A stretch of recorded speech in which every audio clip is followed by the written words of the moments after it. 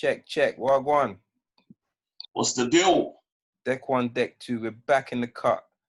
Episode 18, man. Hey, we're moving. You get me? Big up all of the people that checked out last week's episode. Feedback's been nuts. You know what I'm saying? The feedback's been very good. Big up the ladies then. All right, look, let's get into this one now. I feel like we've been we've left them long enough. Let's get straight into it.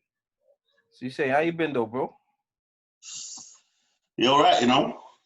Yeah? Another week. Yeah, mate. Hey. Another week. Studio, you know. It's coming. I'm saying we do it next week, bro.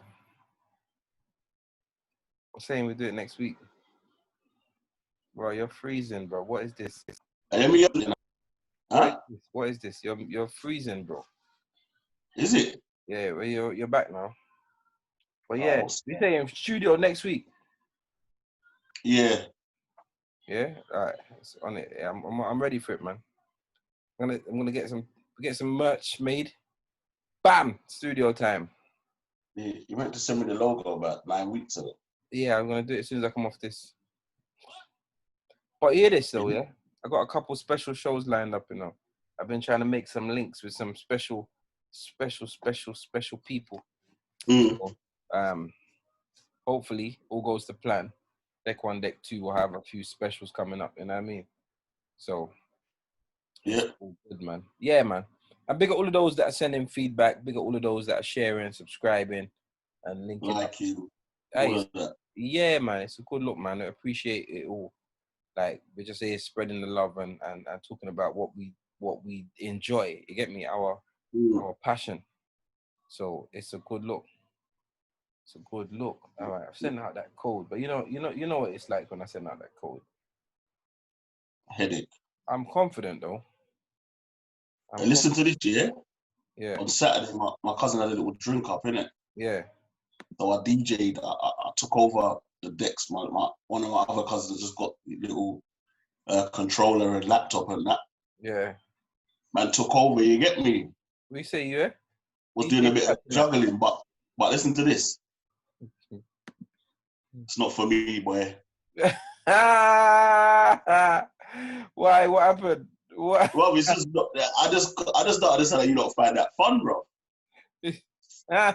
Queuing up the song, bro. It's all headache.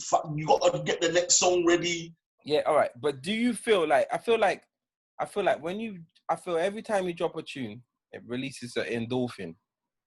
Or is that what it does for you, though? That's what I believe, yeah. And when it bangs and it connects and the crowd go mad, that's the endorphin. Like that's the. To be fair, I was getting that. I get that bit. Yeah. I get that bit, but all the technical bit of it, yeah, I'm not on it.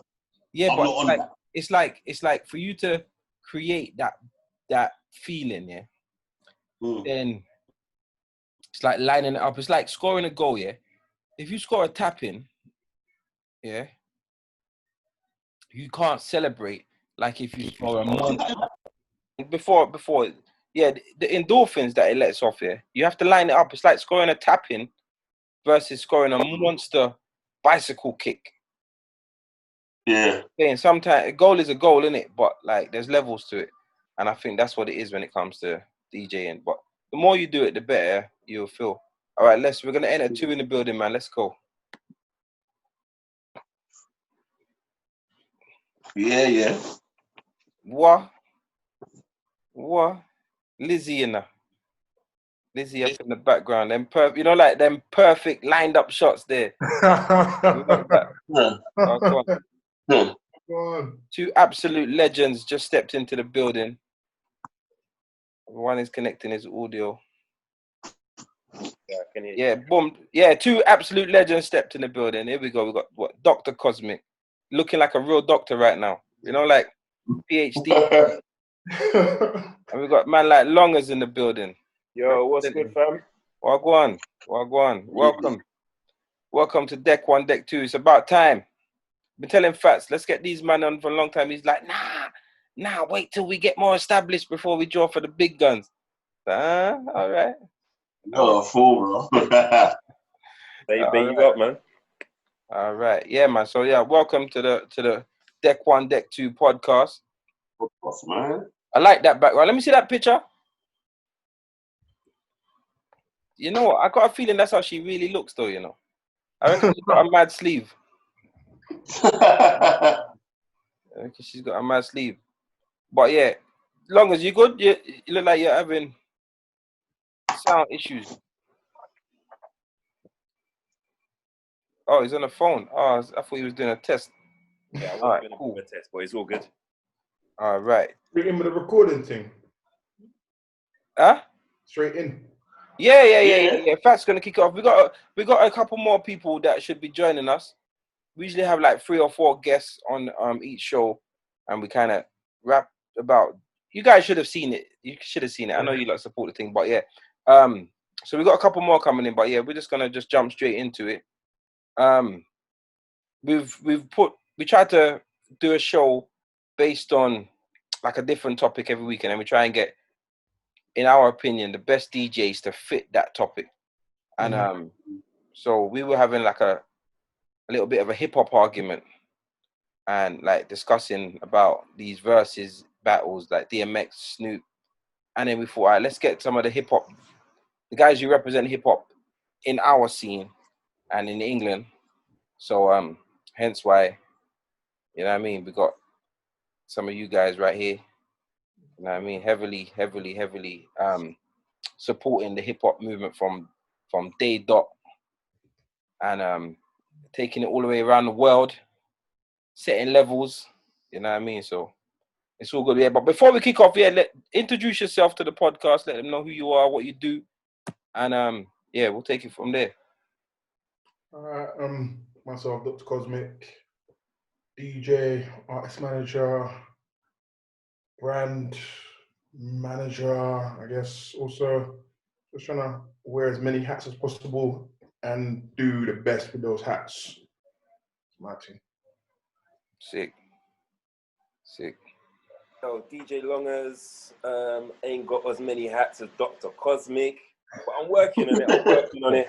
You know, being given the title, well, the tag of celebrity DJ, because I've actually done a lot of parties for a lot of celebrities, ranging from Amber Rose to Idris Elba's wedding to Jacquees to, like, there's a lot of people. So yeah, working on a lot of things. What you say? You did the wedding, yeah? Wedding, bro. You did Idris's wedding. Yeah, man. That's not no ordinary £200 wedding. That's a proper wedding. Well, you know what? I'll be like very straight with you. That is probably the best achievement of my career so far. You know, there's a lot of stuff that I've done, but when you got a guy who picks you to come and do his wedding, it's a different level. So, and you know, Idris can pick anybody he wants in this whole world. So for him to come to me, it's just like 1,000 blessings. I hear that, man. I hear that. That's a good look, man. But but like, what about back in the day? Like, I swear there's like a big MTV base attached to your name as well. Yeah, but you see, the thing about it is that's the stuff that I was doing with Kojo. I mean, like, obviously I've been blessed with a lot of stuff that I've done over the years. I mean, a lot of people will probably look at me as the first comedy DJ. You know what I mean? Because before that, I can't really think of any, if much, before then. So, yeah, MTV was attached to that. But at the same time, when you're looking at levels of stuff that you've done, like, you know, when you put in a position where you can actually tour with certain people who, in most ways, you wouldn't even have the opportunity to be in the same place to even touch their garment. Yeah, a great blessing. So yeah, there's a lot of things. Like, all right, that's a good look, man. That's a good look. And Cosmic, you said that you're an artist manager. It's not no regular artist. You know, like, I know artist managers. In fact, I even managed an artist at one stage. You know what I mean? You know, like, you know what I mean? How it goes. The thing is, I feel like a lot of people in this day and age, when they associate a name like as long as we're saying about the Kojo thing, it's like That's a thing. I'm longers, in it. So the what I do with is beside the point. You know what I'm saying? No, I appreciate that, and I think we had a chat one day. We were talking with some DJs that happen to be artist DJs, and one of the things that most of them were talking about is literally they are like important in it. I'm not a tag along. I'm not just a artist DJ. I am a DJ in it that happens to work with an artist. Yeah. So I feel like sometimes people do get lost in the source and look at the attachments as if the attachments make the man. But obviously the attachments were they gravitated towards you because of what you were doing from before.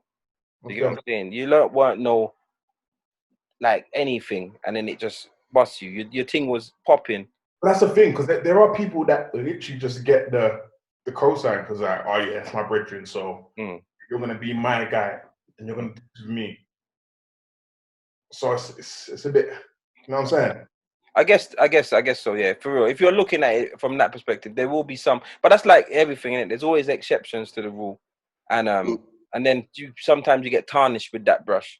You know what I mean? But I can vouch for you, man. You man have been swinging from a long time ago. You know what I mean? So, Fats, let you kick it off, boss. Cool. Yeah, I think we're waiting for a couple more, but yeah. So basically, the conversation today is about hip hop, as C6 said, and just to kick it off, because we've had like little sweeping conversations here and there about what the hip hop scene's like and all of that. So, how do you lot feel about hip hop today, innit? Because obviously we've been around for a little while. Probably listened to the 90s, maybe a little bit of the 80s, early 2000s. And obviously currently we're in, the middle of the 2000s or whatever. What do you lot think of hip hop scene at the moment? UK and America. All right. Now, let me kick that off. For me, it's just a case of evolving. You understand what I mean? Evolution, that's the word I was looking for. Right. Now, when you check it out, everything has to change. There's nothing in this world that doesn't change, and it's the next generation that always changes it. Now, I remember seeing something years ago, which I'm fully behind. I can't remember who it was, but this guy said, listen, stop saying that kids' music is not music. It is definitely music. It's just not our music. Now me saying that, I'm not saying it's not my music, because obviously, you're DJ in the present day and age, I have to like the music that I'm playing. If I don't like the music that I'm playing, then what's the point of the DJ? You know, that's when your career blatantly slides, because you're playing music that you're not into. So basically, what I'm saying is it's just the new breed of music that we're listening to, the new breed of music that we're playing, and it's good music still.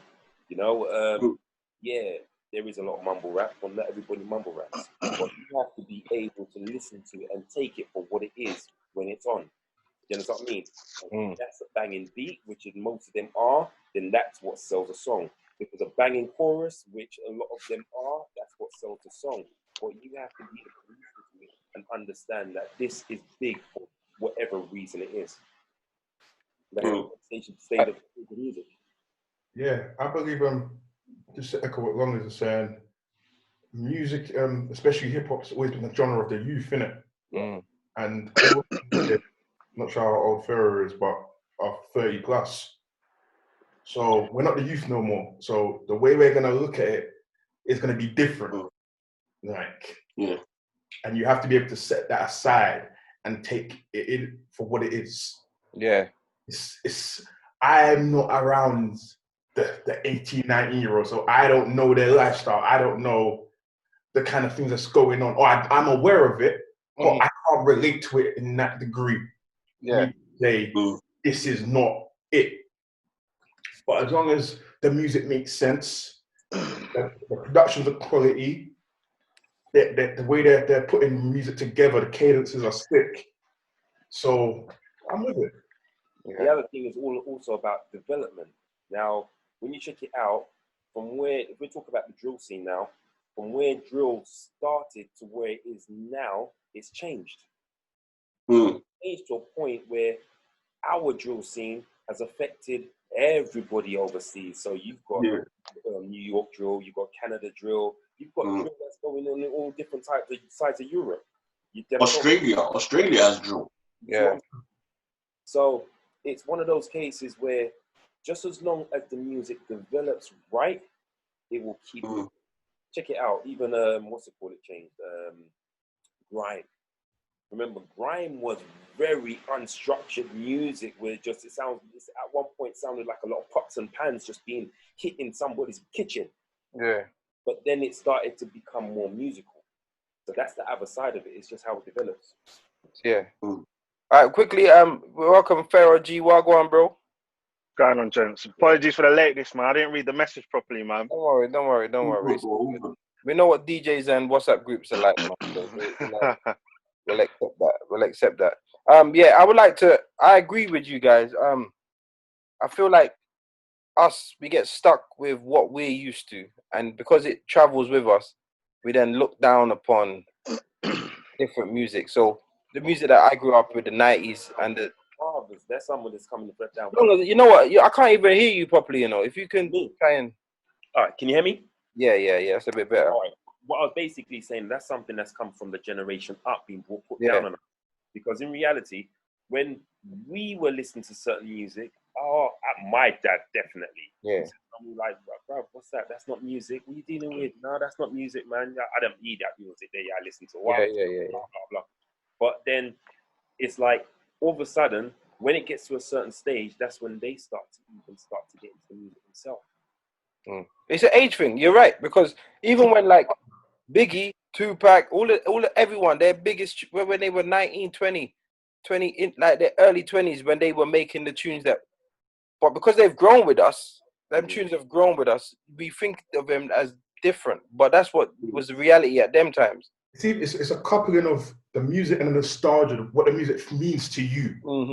It's of the moment. Like you hear a song and you can picture what you was doing when that song first dropped. And when you can picture that, you elevate it above other songs.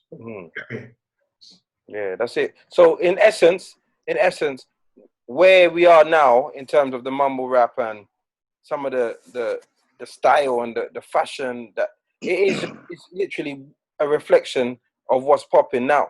But it's mad though, because people talk about mumble rap and people class artists like Migos in the term of mumble rap. But if you go and read what the Migos are saying, it's cold.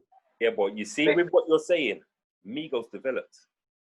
Migos because that's that thing. The old Migos. No, all right, check it out.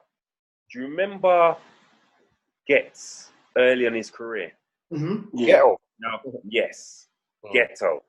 When he was called Ghetto. Check it out. When he used to rap them times, it's not a case of he didn't have lyrics. You just couldn't hear what he was saying. That's he had to develop and also tailor his style so he wasn't rapping. All right, Ghetts and Kano. At that time, they were one and the same. Yeah, technically. But you could actually hear Kano. You couldn't hear Ghetts. That's the reason why Kano blew up, and Ghetts was in that point where you thought to yourself, "Rah, would he even make that next level?" Right now, Ghetts can actually be put down in the GOAT category for UK hip hop. Yeah. I don't know. Even know. I don't think so. You put it in UK hip hop. He might slide in, but I'm not seeing. I think he can slide in, but I don't think he will get a goal. No, I said you can put him in that category. Now check it out. When you actually listen to Ghetts' flow, lyrics, and also originality in a lot of stuff that he does, you won't name a lot of people who can do what Ghetts does. For me, you see, Ghetts' journey is only beginning now because he's changed his style, as long as it's saying. There was Ghetto, who was an MC that people couldn't really understand, and now there's Ghetts, who has now, as you said, tailored his music for the people where they can understand what he's saying. So if you look at his new tune, Mozambique, his flow is cold now. Word for word, you're hearing exactly what he's saying, innit? And then when he wants to, he'll give you a 90-mile-per-hour flow, then just slow it back down. So in a sense, you know the whole thing of like when rappers make it to a certain point, they dumb down their lyrics. It's a bit what Ghetts has had to do. He slowed it down for everyone, and now Ghetts weren't getting radio play, you know. Until he linked up with Rude Kid, yeah, Ghetts weren't getting radio play apart from Kano and tunes of Rude Kid. Now he's making slight hip hop, like it's still 70, it's still 140, 70 BPM, whatever you want to call it, but it sounds more like rap now. And he's getting radio play. People are looking forward to his album because this flow that he's now developed, where people can understand, they can hear what he's saying, it might propel him now to a point where he's more respected. All right, let me get back to the Migos thing, yeah, because I've never understood them. So tell me, do you think what Longers was saying? Do you think that the Migos have developed their style, or are you saying they've always been the same and we're only now they're bigger, people are now starting to take them in? I don't think it's a matter of Migos developing their style. And I'm going to get to the Migos, but just go back to the Ghetts thing. I don't think, like with Ghetts, I don't think it's a thing like he's perfected his flow. I think he just learned how to enunciate himself better. So he's saying his words. You get it? Like there's rappers like Busta Rhymes has always rapped fast, but he's been saying his words, so you get them. No, Busta Rhymes ain't always rap fast. Busta Rhymes for a long time he's rapped fast, and you understand what he's saying. But Busta actually started off with that wild style, that rah rah, and then later on he started rapping fast. But when you even like you go like give me some more, like them rhythms are what 20, 30 years old. True, 20. But that's like more like one song in an album. Okay, but all right, just to back up what Cosmic is saying, Twister, you can understand it. Yes. Rapping fast, and you hear what he's saying, isn't it? So it's not about whether you're rapping fast; it's about whether you enunciate your words. Yeah, because even if you look at like reggae, like back in the day, the fast reggae artists, there was some like that could spit fast. Then you had some that like Daddy Freddy who would spit fast. You didn't understand what he was saying. So they're spitting fast and they're spitting fast with clarity. Yes. So once you learn to get the clarity in your words when you're speaking really fast, then it makes more sense. So I get what Cosmic is saying. And then to come back to the Migos, right, if you even go song like, I don't think the Migos are big now because they developed their sound. Their sound has remained consistent. It's just that music changes and sound and music from Atlanta popped for the time being, which is how you got Migos, you got Fug, it was a particular sound that popped. It wasn't that they developed themselves or they changed anything. They done what they done and it popped off.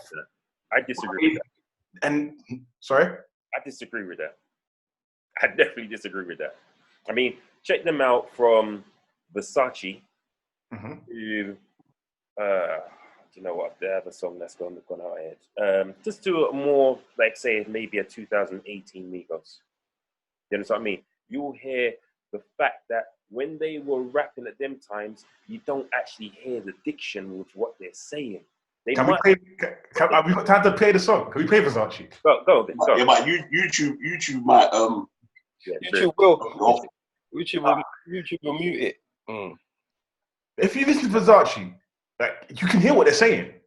Yeah, to a person who's actually trained the ear for lyrics in for hip hop. But you see that, then you go to a Migos show and they know the words, they know the song word for word. It's not about people being trained for hip hop. No, but the basic ear couldn't hear Migos. At that point, the basic ear couldn't hear Migos. I agree. Still, I agree. And even up until now. What's the difference? That's my point then. So where was the development that changed that? Because Bad and Bougie is their biggest song. Yes. But it's the same sort of flow. There was no development in that. You can hear them better. This is my point when I'm talking about diction. You know what I mean? They learned to actually be able to rap without their tongue getting in the way. That sounds a bit disrespectful. But it is what I'm saying is like there's a lot of rappers when they are artists in general, when they rap fast, their tongue gets in the way and you can't actually hear exactly what I'm saying. Now, I'm not saying their tongue actually got in the way. What I'm trying to say to you is that you could not hear them properly. I agree still, because at the end of the day, if you look at tunes when they started with Versace, Hannah Montana, this is early in their career. Mm-hmm. If you look at 2018, 2019 Migos, they're signed, they have artist development, they get training on certain things and how to pronounce their words and stuff. So for me, what Long is saying is that that you can hear them a bit more clearer now, and even their mix downs, like, you know, their ad libs and that, completely different back then to where it is now. Like, you know, you'll be listening to Bad and Bougie, and then what's the main part? Offset, woo, woo, woo, the ad libs. People are screaming ad libs. It's just always as much been as lyrics, because their ad libs are hard. That's one of their. You can't take that away from. Like, it doesn't take away from the point, because Migos to this day, they're not rapping any different, bro. I think every single artist gets better with time. Every DJ gets better with time. Even if you got the same style, you perfect it. Like, so if they like you get better at it. The more you do anything, you get better. So they probably got the same style, but they probably do naturally pronounce their words better. They probably hold the mic better. There's probably just little things that they've picked up along the way that make them more. But that's what I'm saying. That's the whole point of artist development. Because if you look at old Rick Ross, old Rick Ross compared to Rick Ross, like what was the album, Rich Forever, or whatever, it sounds completely different. Like the mix downs and like just everything for me sounded different. Like BMF, when Blow Money Fast came out, that's when Rick Ross's whole sound changed for me. Before that, like I wasn't feeling Rick Ross. Like it didn't sound as clean. Hustling, all that. Hustling was arguably like, that's put him on the map, innit? That was better. That there was at the time. Blowing Money Fast, yeah. You know, there's a few songs that have catchy bits in it. So the Larry Hoover bit is what made that song big. The whole hook, to be fair. Yeah. But the whole hook. But the Larry Hoover bit was like, it just got them in the club. But Hustling, like, sick. I think it was. That is the same flow as BMF as well. You know. And you know what the thing is, like, with music, obviously, we're coming into a new age, and technology is naturally just better. So you're gonna have better mix downs, bro. Of course. These are things you cannot, like.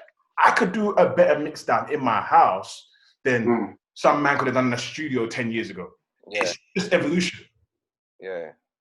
Now that you lot make perfect sense. However, I personally, I get what you lot are saying about times have changed, but I don't feel that the quality has got better. And I'm just listening to the way the beats are produced. Like, I feel like the sound has changed, so I'm not gonna knock the sound, some of the sound, but I feel like, and I feel the same with Bashment, I feel like where it's changed, it's not necessarily elevated, it's just changed. Are you talking in reference to the quality of song? To the quality of song, what's put out. I don't think it's elevated. I accept that it's changed. I accept that I'm not the target audience for NBA Youngboy or whatever his name is. I'm not his target audience, so I get that it's different, but I don't think it's elevated. I agree with you, and the reason behind that is because it's easier to do. The entrance level is lower. Yeah, because I can record music in my house now to a studio standard. I don't need your approval. I don't need to sign a major record deal for me to be able to get my music out there. So therefore, I can just do it. Yeah, that's true, because the amount of money of bust from making a tune at home, or had no experience in the game, they've made a tune and then it's just circulated, and then all of a sudden we have Soulja Boy for that. Yeah, exactly. Soulja Boy was the first. Even just for a laugh, innit? Man, just making music for a laugh sometimes. Like, just like Cosmic saying, just because, innit? Like, I can, innit? So why not? You know what I mean? Yeah. Because there's no gatekeepers, innit? You go around the gatekeeper. So no, you don't have to send it to radio to get played. You just put it on your YouTube. Bro, 2007 is when that all changed. Soulja Boy cranked that. Made the beat himself, recorded the vocals, uploaded it, everything by himself. From that day, no one got 21 nothing. Yeah. Do you think it's Soulja Boy or do you think it's YouTube? Because before that, you remember like Dizzy Rascal, like he made "I Love You" on his PlayStation or some shit like that. Like, no, Soulja Boy. Soulja Boy. But Soulja Boy changed how you distribute it. Soulja Boy was the first guy to do that viral hit thing. All right, so I'm saying, do you think it's YouTube though? Viral hits was Soulja Boy was the first hip hop guy to do that. Yeah, 100. Do I think it's YouTube? I don't think. I think YouTube has changed the way. There would have been a platform, innit? YouTube had to develop with it. Because I feel like YouTube is I feel like music now is. I think like for music to really bust, it's got to be visual, and therefore it's changed the fact of what music is. You say that though, because like some rhythms, the visual adds to it, but if it's gonna go, it's gonna go. That's it. Let me ask you a question. Yeah, like firstly, big up Donch, wagwan, bro. Yeah, welcome with your. That's proper yardman timing. Proper. You know it was. I was having to make a password for the pigeons. You might well sign in. All right, it's all good though. Welcome.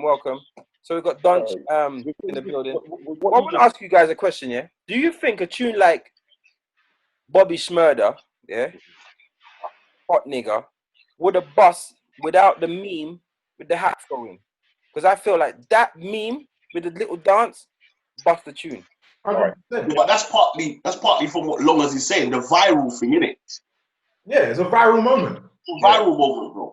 But I get all of that. I get the viral moments. But what I'm saying is, how does a viral moment from something, from a comedy aspect, turn the tune into a banger? Because if I see a viral moment, I'm gonna want to know what the tune is, even if it's a viral moment and it's a GIF. And I can't even hear the music. I just want to see what the video is. I want to see what it's saying. Yeah, and it works both ways. Yeah. Like, when you think of the what song was it? The Kodak Black tune. What one? Kodak Black. Yeah. Kodak Black. He had that tune. And he done the just dancing to it. And then Television. And the song came out, and it wasn't as mad as you expected it to be. Yeah. So it works both ways with the viral thing. Like it could bust your whole thing, or it could just take. But that's still blue though. Oh, the ZZ thing. But the ZZ thing, it still blew up. Yeah, but it weren't the hit that you expected it to. No. To us, innit? Like we knew this weren't what it should have been from the meme. But it still blew in it because of the meme. The tune was shit though. The tune was shit. Yeah, obviously. Right. Too much pressure. Let me tell you. I bet all of you not played it though. Let me thank you. This is what part of the problem is. Us as DJs, we shouldn't be looking for a song to be a big video before we're playing a song. We should be just playing a song because of the fact that we believe in. Now, that's one thing that I can say about me and other people have realized about me is that if I believed in a song from get-go and I've played it from a point where nobody's even dancing to it, so somebody will stand up and be like, right, I don't know this song. So 2 weeks later, everybody's jumping to it. You understand what I mean? And that is us as DJs. What are we waiting for a video for if we know the song's a banger? I hear that, but just know how to get out of it if that song does not create the vibe you want. Do you understand what I mean? You've got an extra strategy. I've always said, one of the things I always say to DJs, yeah, you can play anything. As long as the song before and the song after is a banger. Yes. Now, I know you don't have that problem with Cosmic because I've heard you play certain songs first. Do you understand what I mean? You've never had that problem. I've never seen you be that guy who has to be a case of, once it gets big, then I'm going to play. I've heard you play certain songs which haven't heard anybody play first. You understand what I mean? So I know you don't have that problem. But that's a lot of DJs who do. But you know what? In saying that, I get it. Like, I'm because I can do something like that as an individual because I'm a man that just doesn't care. Yes. You have to have a sense of. It's not a case if you don't care, though. It's not a case if you don't care. It's a case of a song is a banger, so I'm going to introduce people to it, even if it don't bang today, it's gonna bang tomorrow. What can I say something here? I agree. Listen, I agree with Cosmic's statement of if you sandwich a new song in it can work in any party. Yes, that's my point. Right. Have a good exit strategy. Yeah, if you put it in the right sandwich, you can play anything. Because 100%. People don't have enough time to walk out because by the time they're like, what? Like something else is coming back, but it's in their mind. But the problem that I've got now is that long as I feel like you're talking from a perspective of an older school DJ, because now a tune come out. I played out a couple of weeks ago. Yeah, a tune was like I saw all the hype around it. You know, like they do the video and you can't see it, and then bam, out Friday night 9 p.m. Yeah, all of that Friday night 9 p.m. The tune was coming out. Saturday I'm in the dance. People are asking for the tune that come out at 9 o'clock last night. They want it. It had like 1 million views or whatever. I can't eat. So if I play the tune on Saturday night, back in the day, that would have been like, I'm one of the first guys playing the tune. It's just dropped yesterday. There'll be a lot of people that don't know it. But now it's got 1 million views and the crowd know it. And it's hours. I'm talking from a perspective of if you believe in a song, if you believe it's going to be a hit, just roll with it. Do you understand what I'm saying? Let me give you an example. I remember the first time I played Drake's In My Feelings. Yeah. Do you love me? I remember the first time I played that song, and it was actually at Revolution, America Square, right? I played it, and there must have been about 3-4 people that I could see that actually knew the dance. 1 week later, same club, blew the whole roof off. See, but a song like that, that's almost a cheat code. It's Drake. But the funny thing is, there's certain Drakes that you play in a club and it still won't do nothing. Do you understand what I mean? So not when Drake hits a club. When you know Drake's got a club hit. Did you hear my point though? Did you hear my point? My point is, it was blatantly that it's a case of I played the song, and do you not realize that there's enough songs that played on radio, and people in the yard, they're getting ready to go raving and like, yeah, this is my song, blah blah blah blah blah, and then all of a sudden they hear that same song in the dance, and because everybody else ain't jumping to it, they're like, yeah. But long as based on what you just said, yeah, if you didn't play it the first week and you played it the second week, who would I be to say that you waited for the tune to be hot? Because that tune was going to be hot regardless. So I don't feel like that's the right example. Yeah. No, that tune was going to be hot. Okay, let me take you even further back then. Locked Up, Akon. Yeah. I remember playing that song because I knew this was going to be a banger. I remember, now Dags will actually tell you about this. Even Elliot Ness will tell you about this. Like, I remember playing that song for at least a month in the club where you play it and you'll see certain yardie man, bop, bop, bop, bop, bop, bop. And everybody's just, but most people in the dance is just like, okay, cool, I don't know this song. Don't know it. And then all of a sudden, it blows. Do you know what I mean? It hits that blow point. My point of what I'm saying is people shouldn't be scared to introduce a song that they believe in to the masses. Yeah. You know what I mean? I agree with you. Our job as DJs is actually supposed to be that. We're not supposed to be DJs who just playing the same thing that everybody else is playing. Then that makes the actual music scene boring. Yeah. I agree with you. There's tunes that I play that come out. Sorry, I didn't. Yeah, sorry, I cut you. I play tunes that still ain't bust, but they flow well. So some people would know, like, raw. Okay, I've heard people say, "Oh, when I heard that, I knew it was you playing." Yeah, you get what I'm saying? I knew that was you because no one else don't play like. No one don't play that, and it's not because it's dead. It's just that it's just not bust. But I think it's a banging tune. I think it fits into the set, for example. you get what I'm saying? But I do believe that's the YouTube and the accessibility of music has taken away. Yeah, it's taken away our ability to be that club breaker. That's why the examples you can give for a song for things like that are all old pretty much. Like, I remember that's why I used to like going to America. Because like when I go to America, I listen. Like, cool, what's going on here? I remember I think it might have been 2013. I come back from Miami. 2013, 2012, I come back from Miami. That same day, I had a booking with Facts. I think it was Bar Fest. I was like, bro, I'm running this tune. I don't care what no one says. I'm running it. I played Cash Out, Cashing Out.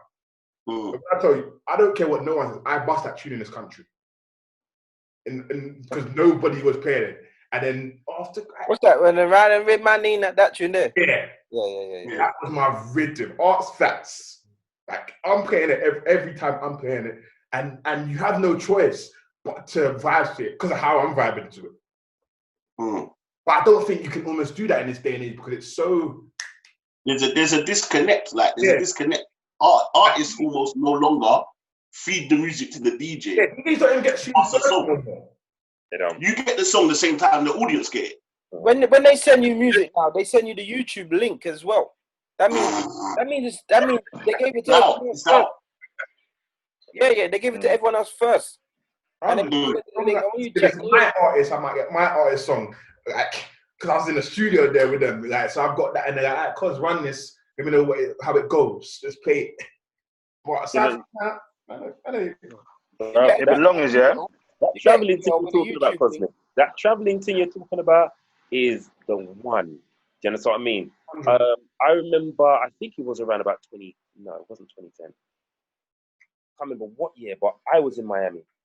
And when I came back and I was busting the whole crunk movement. At that time, the crunk movement hadn't really bust out here. But the way it blew when I started to actually put it out there for them, it was just on some different level. So the traveling thing is a blessing that people don't understand, because it's like when people actually open their eyes to traveling and hearing what other people are playing or hearing a different scene and deciding how you can bring that to mix in with what you're doing here, it's so influential. I remember DJs used to actually come out to listen to what I'm playing just to see what I'm going to play. Yeah.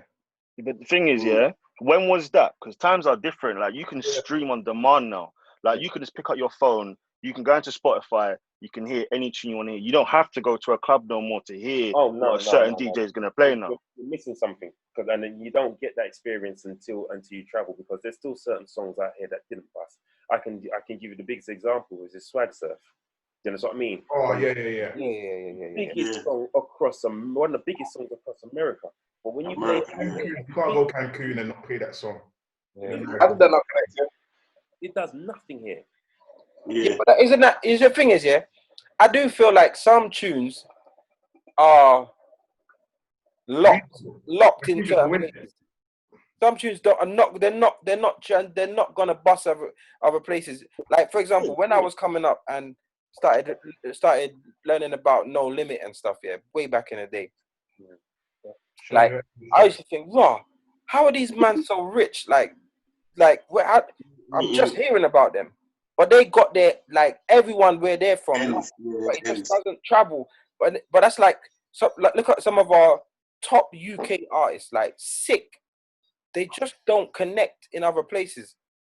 But they're sick. And then some of the guys that do connect abroad, they let you think, like, that's why this whole busting in America is a thing.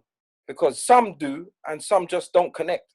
No matter how sick your music is, it's just not going to connect. So that DJ in America running around playing top English, they just think, oh, he likes that stuff. He doesn't. It doesn't mean that. Like, so Swag Surf, it will never connect here. It just doesn't have that vibe. We don't get it. It's not for us. But you know what's mad though? The vibe. There are songs that have been that kind of vibe. Like Swag Surf is seeing it out there makes me, because I've been to Cancun's and America. I've seen it. I felt it. When I was there, I even played it myself. Like, because I'm like, you get me? But it just don't connect here. But if the vibe, if they could somehow transfer that vibe over and let us all feel it first, then we would buy into it. But for some reason, we just don't. And some, do you know what it is? Like, it's very follow fashion. Like the same could be said for Meat Mill, Dreams and Nightmare. Yes. It took for UK people to go to America and come back and experience there for it to turn up here. And it's still, I still feel like it doesn't fully do the job. Do you know what I'm saying? Like it's still like some people in the club are like, Yeah. and some people are like, oh my days. You get a set of man that love it, and their noise drowns out. But if you was to really do a survey, some people will be like, I don't even know what this is. It's 18% that like it. Everyone else is like 18%. Yeah, but they're loud. What are you man saying though? Because like, if you go to America and you see a certain vibe there, and you're trying to bring it back here, are you saying that like we have to feel because America feel? No. You get me? Oh, because I only do it based on my vibe. Because if I go to America, I hear bare songs, and I don't like a bit like that. I don't like it. But when I hear things like March Madness, bro, bro, I don't feel like the UK will ever understand the true essence of a song like March Madness. That's one of the greatest songs in the world ever. Undeserving. What? Let me tell you basically what it is, right? Sometimes you have to go to the source of the place to get the vibe for you to appreciate that music. You understand what I mean? Sometimes there's certain music that comes out, or there's a certain sound that comes out, and you listen to it and you think to yourself, what the hell is this? And then all of a sudden you go over there and you're massed around that vibe. And when you're in that vibe, you say to yourself, wow, what is this I've been missing? Or why is it I didn't get this before? And that's what we're saying with regards to being in a different country. We're using America as an example, but we could talk about Yard. You know what I mean? There's certain tunes that come out from Yard, some big dancehall tunes that are flipping, killing it out there, and you just don't get it. It doesn't resonate out here. I hear that, but what about here? So, for instance, we have our own scene here. Pops. Okay, so let me finish. Let me finish quickly. Let me finish. So, when I went to Miami, there was a certain set that was done where it was UK music. Yeah, no one felt it. No one felt it at all. So, let's say that DJs come here and they've tried to implement that vibe over there. It didn't work. But we're going there, we're catching their vibe, and then we're coming here, and it's like, raw, because they've done it there, we need to try and create that same vibe here. That's how it's coming across. That's the thing with that is, it's their thing.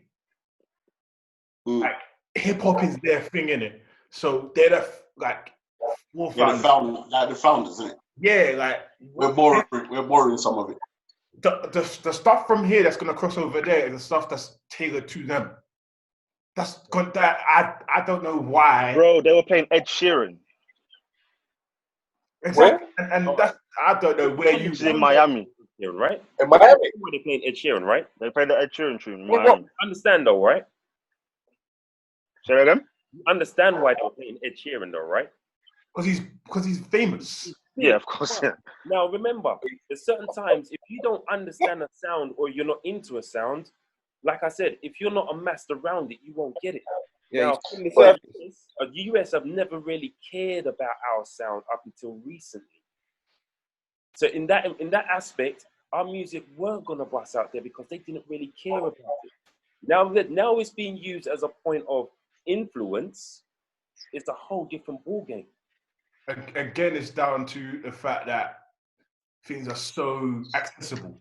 Yes. Because before, they didn't care about it, and there was no way to really get it. Yeah.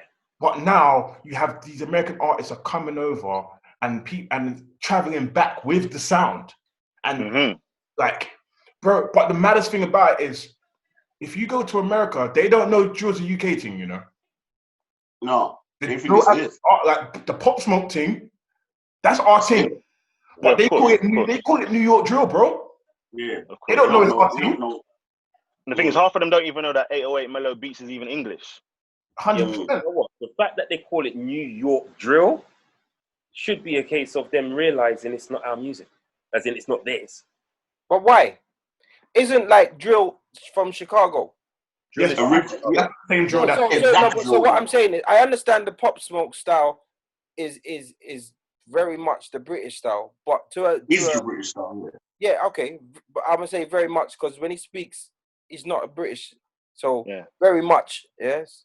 But to an American, why wouldn't you automatically just think of Chicago instead of like? Do you get what I'm saying? It's just the sounds. It's the sounds, bro. UK drill and Chicago drills don't sound the same. They don't. Different. Like, bro, if you look at Ill Blue's new track, yeah. That myth for you, right? No, listen. I get what you're saying. I'm talking about from an American's perspective. Why would they think this can't? They wouldn't think of us. Let me pop that one for you, right? Let's be real. Production, sound, etc., etc. 9 times out of 10, none of us know where the producer or where the sound come from. We just like the song.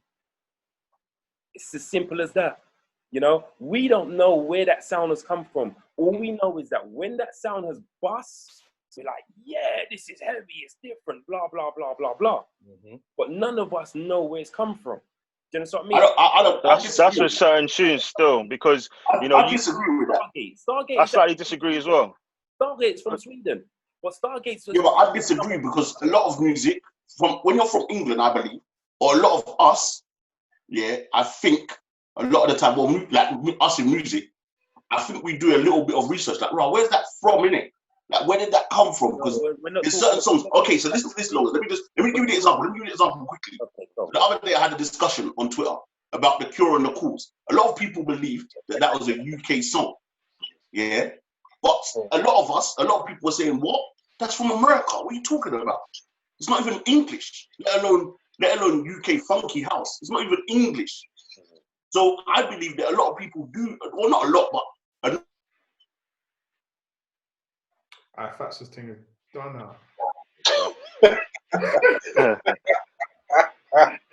Tie your thing up, brother. But I hear what your point is, Fats. But here, you're talking about people who like to research music and are into music like that. If you're talking about the regular listener, most people do not know where the sound comes from, who the producer is, etc., etc. All they know is that they like the music. But the problem, they will resonate the song and the sound to whoever they heard bust it first.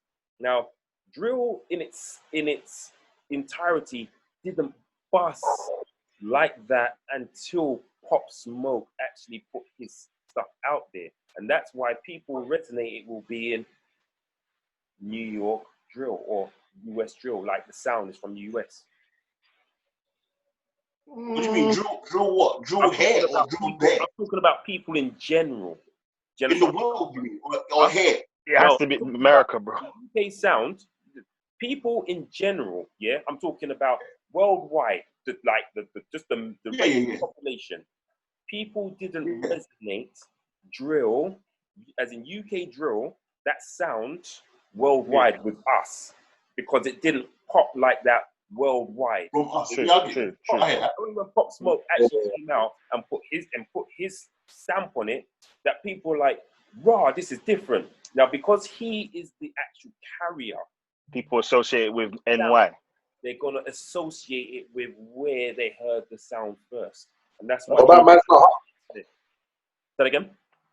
So what about Man's Not Hot? Man's Not Hot could never be associated as drill. No, but I mean in terms of drill beat though. Yes, all right, but that's not something that they're going to resonate and say, okay, cool, that is the same sound as what Pop Smoke is doing. It is though. It's not. If you take away the lyrics, the beat is practically the same. Like it's the same drill pattern. Do you remember I was talking about music that evolves? Mm-hmm. The actual sound from that sound of drill to what drill is today is an evolved sound. I agree. The sound is different now. The sound is. So basically, if you're music man, you can look at it and say to yourself, yes, Man's Not Hot. That was the first drill song, even though it wasn't, if you understand what I mean, internationally. But the sound that was Man's Not Hot is actually, to what it is now, is evolved. And that's the reason why you won't really get people saying, yeah, man's not hot, because they don't see it like that. They see it as what they're hearing now. Yeah, you know what? To be honest, this conversation, you know what it is about this conversation? I feel like every single music here has influence from around the world, everything, and so even if we gotta take, I think like urban black music, whatever term you want to use, is borrowed music from around the world. Yes. Our influences. The reason why I think nowadays, like some of the hip hop stuff from America doesn't resonate here is because we've recognized now. Do you get what I'm saying? When I was coming up, even the rappers in the UK, they used to do it with American accent. Like they were so heavily influenced. The sound has changed so much that we've now, we've got some big artists here. So there's a set of youth that don't listen to nothing but UK stuff, and sometimes you can't even. There's not even enough space to listen to anything else because it's coming out thick and fast here. But I feel like even the sound we have here is borrowed, and the sound they have in America is borrowed, and the music around the world is all borrowed. Like everyone's influencing everyone. Do you get what I'm saying? It's about what you listen to. Yeah, because you got the argument like hip hop here, like Cosmic said, that's their thing, but then you got the reggae people that will say, but say we bring hip hop from, and it come from us, and it would always be someone claiming. Always gonna get a claimer for like always. You always got that long lost cousin saying, me do it, Do you get what I'm saying? But it all comes down to what's really popping, and I feel like even though Pop Smoke is big, and that New York drill sound is coming true, I still don't think that any English driller can go to America and be accepted yet. But it's always been the case. Like it's never been a go to America and be accepted. You get accepted in bubbles. Yes. Which is why when they done the whole Grime thing, it's taken over America. No, bro, it's taken over New York. Like, it was never big in America. And Canada as well. Yeah, but when we talk about it, they speak about it taking over America more so. Like Canada's different because Canada's got ties. The Canada and UK tie is strong in it. Yes. So that's why like their lingo's the same as our lingo. It's Jamaica is a common denominator in that. Yeah. So that's how that all works out. But in terms of America, there's always the gas that everything is busting. Like, and we get so clouded by what we see online that we think that it's actually reality. But what people need to realize that when you step off the internet, there's a real life of real people and real things are happening. And then you get to see the true picture. Because like I've been to America almost every year for the last 10 years. And I can count on my hand the amount of UK tunes that I've heard played in clubs out there. So, independent from a British DJ or something like just out there on the no. Like man can't talk about if I'm going over there and I'm playing UK songs. I don't count. Yeah, you're talking about you're just there with the man there. The American DJs. You're not really hearing a UK joint like that. Yeah, you might you'll hear, bro, 5 max in the last 10 years. See, what it is that we haven't had enough game changers from over here. Not enough. Now, yes, not proper game changers. Do you know what one of the biggest game changers was? Gigs with Drake. Now let me tell you why. Like that anyway. Americans didn't like that. They were onto gigs. No, let me tell you why that was one of the biggest game changers. Right? It's because originally they didn't get it. When the album came out, they heard the song, they didn't get it. But when they saw the effects that it had over the whole of Europe, all of a sudden they were like, hold on a second, what is this? Now, it didn't blow out there, but what it is it created that mindset of, all right, I want to know more about these UK guys. And that's what I mean by we don't have enough game changers. The other game changer was Prept and Conan. Waste my time. Facts. game changer. That was one of the few songs that I've heard played out in American clubs by American DJs. Yes. And it was such a game changer that they had to jump on it and make their own remixes. So we don't have, remember, we're talking about only 2 songs. Yeah, man's not. I wouldn't call that anything. That was that's a viral moment. Yes, it's a viral moment. But those 2 songs had people stepping up and saying to themselves, "What is this? I need to know what's going on out there." Now, I ain't been to America recently, but what about the Skepta and ASAP Rocky tune? Does anyone know how that done out there? How did Praise the Lord do out there? It wasn't as massive as it was here. Would have been in reality. You see, what it is obviously Americans like what they like, and when they don't like something, or when they just basically like, nah, that is kind of the attitude to something sometimes, just like, nah. But you see, also we're looking at the regular person as being cheap. They follow like dominoes effect, and once it hits, everybody else. And it's about style as well, because like that's the difference. Like, see, that Don't Waste My Time, that was the style. Yes. True. That was the American style, yeah. You get me? KMT, that was Drake's kind of style. So it was all right, cool. Like, I don't get what he's saying. I'm not with the Batman thing, but the song's hard. You get me? And then but with KMT, with Praise the Lord, ASAP's thing is a bit niche. Yeah. You get me? Like ASAP he's a bit of a like quirky type thing. So it's not the biggest song spread over everywhere. You see the thing with KMT, which some people in the UK still haven't realized up until now. Over the years, anytime a song has been done with a US artist, everybody's just waiting for that US artist to do their thing. Even if it was a UK guy featuring a US artist, everybody's waiting for that US artist to do their thing. This was probably the first time that I've ever known that an artist has been on a song with a US artist. Well, he's Canadian, but he's the biggest artist in the world. Basically, nobody cared about Drake's verse. Everybody waited for Giggs' verse. Game changer. Biggest. Yeah, I make you right on that. I remember I used to play the chorus and then jump straight to the Giggs bit. Straight to the Giggs bit, yeah. On 2 decks and bounce it in. No way am I playing all that Drake shit. No, but you know what though? The Drake bit was a good warm up. Yeah, but it's made the song too long. You a very good warm up to the Giggs. But because the song too long, because the Batman Durner was at the end of the song. So I'm like, but I think that one you can get a little. Yeah, but you know, I'm a juggler in it, so that's too much for me. I'm itching. I don't know what to do with myself.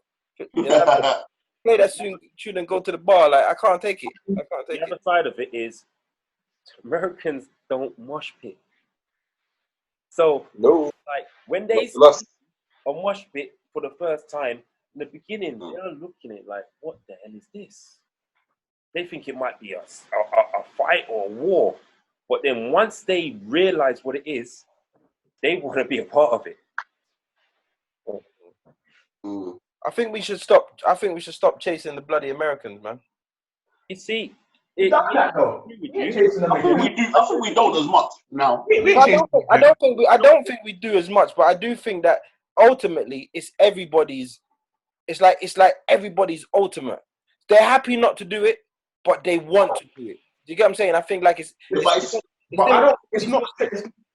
not about chasing America. It's what Bustin' America does. America dictates the world. But it's not America you want. It's the world, really and truly and really. So, but you know what though? I think saying that that's with any genre. Like an Afrobeats artist wants to be big in Nigeria and Ghana. Jamaican artist, dancehall artist here wants to be big in Jamaica. You want to be big where the music started from. What's the point? Like to a lot of people, what's the point in me being big in UK but where the music is actually point, built, I'm not big there. You missed the point, bro. Basically, what they're saying is that any artist also want, if they want that world standing, it's like it has to bust America to hit the world. Now, what Cosmic was saying is what is correct. Yeah, it makes sense. That's the biggest gatekeepers. You get through there. Yeah, that's what I mean. But like the glass ceiling, you bust America, you're there. Yes. Yeah, I get it. That makes perfect sense. That makes perfect sense. And the thing about it is that like who was it? I can't remember who it was, but I sat down with someone a few years ago and they were just saying we need to treat Europe. Yeah, I've said that. Americans like America. How Americans treat America. Because there's 52 states in America, bro. Yeah. You could pop up like the UK is one state. So they're busting New York, then they're doing their run at Atlanta, busting Atlanta, doing their run in LA, busting LA, doing North Carolina, busting North Carolina, and you're just creating a massive fan base, which is why America becomes a gatekeeper, because there's so many people, it just amplifies everything. Whereas we need to be starting doing that, where we're busting the UK, then you're going France, busting France, going Amsterdam, busting Amsterdam, going Sweden, busting Sweden, and eventually you have a massive fan base. Yeah. You don't think it's harder because of a language barrier? Not really, no. Yeah, definitely. It's definitely harder because of the language barrier. But English is the most more accessible though, isn't it? Yeah, like all the countries I've mentioned, they listen to English music. They listen to American music. But the maddest thing is those countries understand us more than America. Word. Americans don't understand English more than English. They understand American English. Yeah, but they don't understand us. They'll be like, what's that all about? I don't even know what he's saying, man. Cup of tea? That's why I don't write whatever really goes. Yeah, I hear that. All right, let's switch this up now. Who watched the Snoop Dogg versus DMX? What song? You know what? True Donch ain't spoken so much. I want to know who you think took that and why. Okay, you know what? Obviously, I have a slight bias because DMX is like for me top 3. But I always knew Snoop was gonna win. But the way people made it sound like Snoop was gonna win by a country mile, like DMX has always been an album man. So I feel like if you don't know his catalog, you don't know. But for people that appreciate, I feel like Snoop won, but it wasn't the landslide people had me believe it was gonna be. So you're giving it to Snoop? Only just say if I could have stretched it by score, it would have been what 11, 9, 10, 9, 12, 8 tops. People having me believe going into it is going to be 15-5. I hear you. What are you saying, Pharaoh? What do you reckon? You know what? Same as Donch. I thought Snoop was going to win by a mile, but DMX, for me, it was a lot closer than I thought.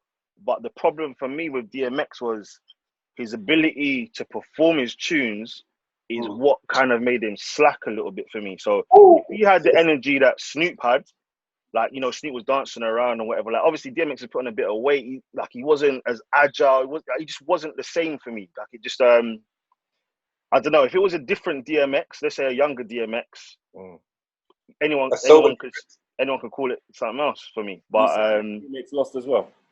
Sorry? You saying that Snoop won? I'm gonna say Snoop won, just by a bit though, just by a bit. But if DMX was able to, because like, bro, he looked like he was flipping, miming some of the lyrics and that. Like Snoop Dogg was performing live, bro. He was performing live the whole time. Didn't have no backing vocals. DMX had backing vocals. He was forgetting lyrics, miming along.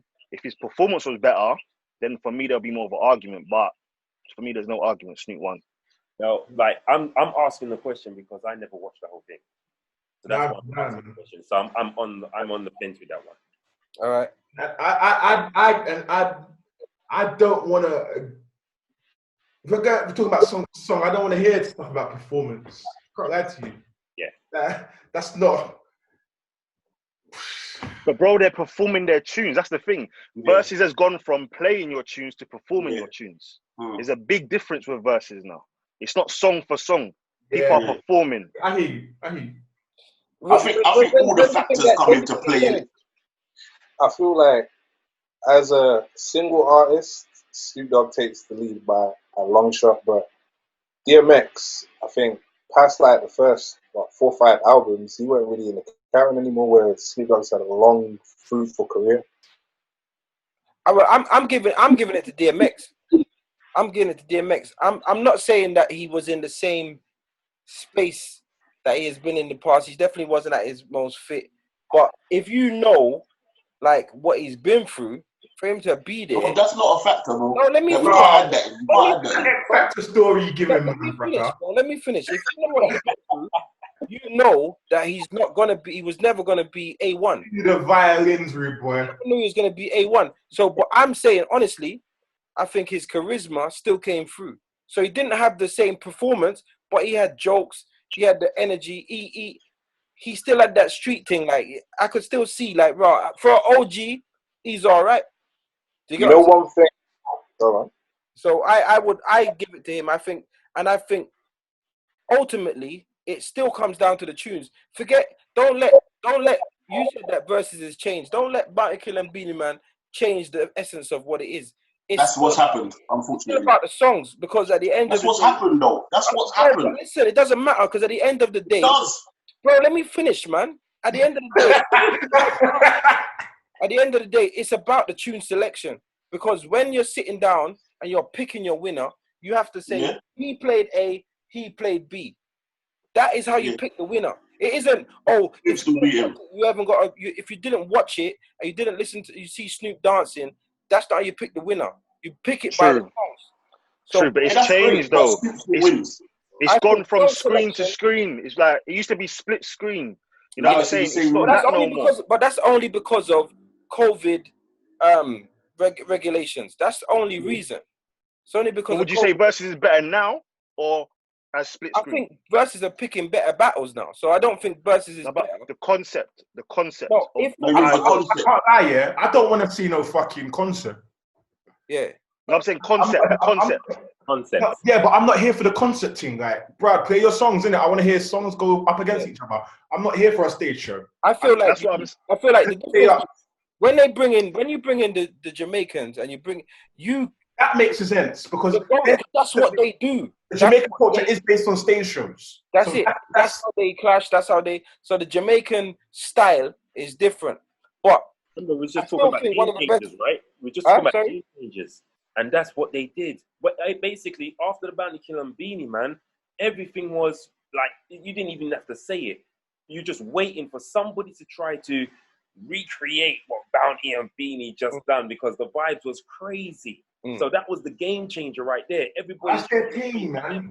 No, but it's not the game changer, because if you think about it, straight after them, it was Jagged Edge versus 112. Which was boring. Yeah, but it was boring because of the sound. It was boring because of the sound. It wasn't boring because they're slow jam artists. No, they're never gonna be in the Showtime rhythm. They're slow jam artists. So if you're looking for vibes, if they were that good, they would have. You could have seen them perform like bust a little. Hey man! Let me ask you a question. Happening. But the point is, you knew that somebody somewhere was going to try and recreate that vibe of Bounty Killer versus Beanie. Let me ask you a question.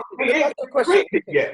If you had put Babyface versus Teddy Riley after Beanie Man and Bounty, that would have been shit. 100%, but that was the baddest for me. But it's still bad. So you got to know what we're doing. It's tune for tune, and that's why I think the selection that DMX played, I think it was a lot smarter than Snoop's one. Snoop watched it. Snoop came out of the block quick. Zoom. He came out of the block. Leaning on features, boy. Huh? Snoop was leaning on all of his features and single songs. Yeah, but it's what I'm saying. He came out the blocks quick, and he took the first 3 or 4 easy. But he was hitting his big guns quite early. And then I hear that. DMX just chuckled along. And he done the talk and the hair thing. And just took. But he was doing certain tunes from Doggy Style and that, bro, them times. first few rounds and that. They're old tunes. Some of the people that's watching that weren't even born them times. No, but them tunes are still arguably bigger. They're still bigger. They're still bigger. Bow wow wow, like that's Snoop's. That's Snoop. So you know what it is. Some people don't even know him for that. They just know him for Beautiful, bro. But he come out, but he come out the blocks quick, yeah. I remember this. Then he got to that No Limit shit, and when he's playing No Limit shit, DMX playing hits. No one don't care for Snoop at No Limits. No there you go. So when he has to play them, and what you have to understand is he's just taking him over. He's just taking him over, and then at the end of the clash, DMX is playing his hits. Apart from the C Murder song, can't keep up. The only No Limit song that really hits for him, the C Murder song. Yeah, and he played that, and DMX played a better tune. What you just said about the Beautiful team. Remember, this is American culture.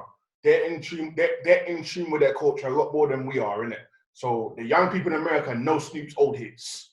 Plus, on a different level, how many songs can you hear out here play from DMX's catalog in comparison to Snoop? That's true. That's true. There's not many, bro. Not many at all. Right. Probably 5. About 3. At the end of the day, we think in comparison to what people play from Snoop's. You know what I'm saying? About 3 though. From Dre's early stuff, blah blah blah. He outdoes it. At the end of the day, versus has changed. changed. It was a good matchup. Personally, I would never think of, if someone said to me, DMX, and they were like, if we play the game, and the game was name an artist that you think is similar stature, someone bar like DMX, I would never in my life say Snoop. Agreed. So, but I get for the dog thing. I get that. But I feel DMX was the underdog, and I feel like he smashed it as the underdog. So I'm giving it to him. All right, so see, because you just said that, then who you match up in it? Let's see, who would you match up? Like, who would be your next matchup if you could do a hip hop versus a hip hop versus matchup? All right, so I would want to do I think I'd want to go more current. I think we've had too much old school stuff. Okay, that's for a reason though. That's by design. Yeah, I get that, but I guess it's also by. I don't think it's by design. I think it's by who these guys know. No, it's by design simply for the fact of these guys. The stars are bringing. They need a comeback. They need no. Listen, but you got to think. This is not. Don't get me wrong. Not Snoop. No. What I'm saying is, listen. This is put on by Timbaland and Swiss Beats. Mm-hmm. Yeah? So they're gonna draw for who they draw for. Look, this podcast is put on by me and Fats. We've had 60 DJs as guests, throughout the 18. We're approaching 60, and you all are peers. We've all worked with you. We ain't getting 19-year-old DJ Rushman or whoever. Like, we're not getting them on, innit? We're getting who we know. So I feel like he's going through his phone book saying, "Yo, Jada, Fab, Ludacris, Ray, like." All right. Jada needs a bring in. The Babyface and Teddy Riley thing, that wasn't about a bringing. That was just about classic music. True. But check it out. Ludacris needs a bring back. You understand what I mean? Because that is acting, bro. You don't need no bring back. He didn't care about music. So check the music that he was playing before the actual clash started. So in reality, for him to be able to hit back that platform and try to resonate with what's going on today, he needs a bring in. Check out Missy Elliott. She's making tunes right now and it's still not even doing anything. It's just like, boop. Because her target audience is 47. No, they don't want to hear her shit no more. What I'm saying to you is, these artists that are coming out now that they're putting in the platform, most of them are people who are still, if they need something to push their career again, to say, cool. I disagree still. Giving it what it deserves, because you know what? We're deviating. So hold on. For these people to get the actual, because they're not getting the marketing they was getting before. They're not.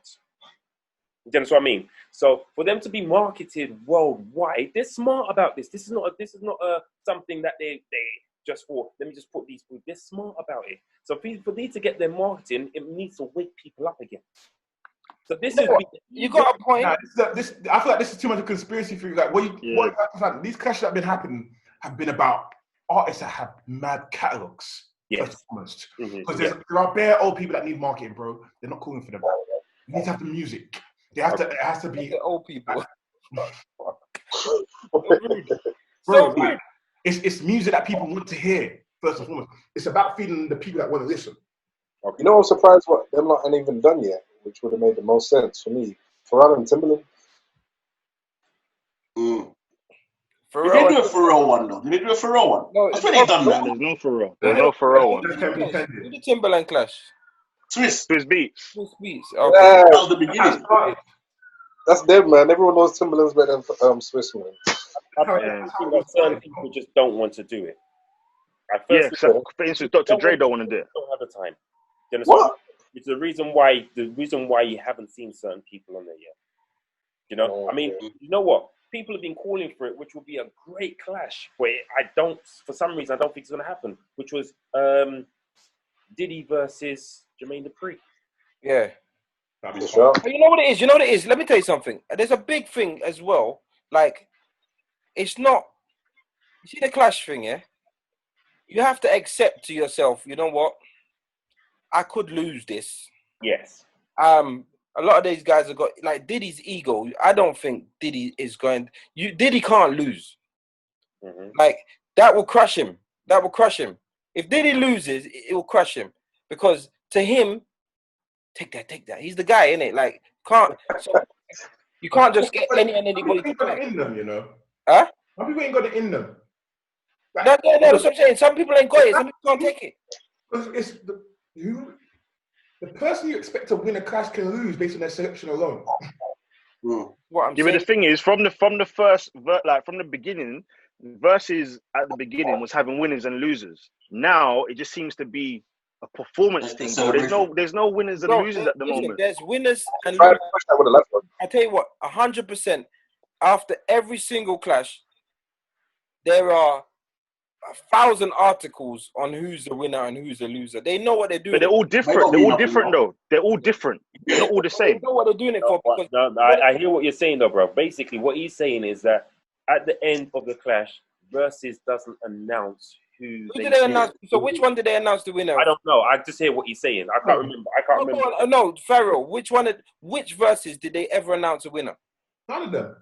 Fair enough. The people, like for real, none of them they haven't. But for instance, someone like Ebro, they go and do their big analysis and they break it down and they say, right, this person won. That's true. There actually hasn't been no winner or loser, but sometimes there's a general consensus. So, for instance, someone said that T-Pain absolutely, I know who's it? T-Pain and Lil Jon, right? Yeah. Yeah, everyone's saying that Lil Jon destroyed T-Pain. Oh no! Like, that was the general consensus. Do you know what it is? These people, look, every single clash has been put together very well because they know as much as we think. Like, for example, I would never put Ludacris and Nelly together. That's back to say apart from one miss. That one was a fucking. That's a landslide. That was a landslide. However, but in terms of stature and style. Who else? Like, I get why they did it. Like, I didn't get it at first, but I get it. Style and stature. You get what I'm saying? Nelly was never taken serious amongst certain demographic of people. However, in stature, he matches up. Wait, no, see. Can we get who your Versus is then? All right, so I would like to see Nas in a Versus. Against? And I'm not just gonna say Jay-Z. I'd like to see Little Kim in the Versus. Wait, we'll get yours. Oh, sorry. I think Nas, and I think who would I want to see him against? I'd want to see someone like Nas. You know what? I'll think of his opponent, but I want to see him in the Versus. I wouldn't say Jay because I think that's just basic, innit? Like, that's just silly. That's just basic bars. But I think definitely Nas. I want to see him in it. So I'll think of his opponent in a minute. Cool. Yeah. As long as none. Can I say it ain't gonna happen because of how personal they are? But Little Kim and Foxy. Yeah, that would be cold. Little Kim would kill her though. Yeah, I like Foxy. I actually prefer her sound, but Little Kim will kill her. Little Kim kill her. Yeah, I think I could go with you on that one. Yeah. Proper girl fight. Little Kim smacking her up like girl fight. I think girl fight. It'll go the opposite way. Yeah. Yeah. Now she's all plastic and that. She wouldn't be able to swing. You're dumb. All right, what Pharaoh? I'm gonna stick with the Caribbean culture. I'm gonna go with Buju. I would want to see Buju in a clash.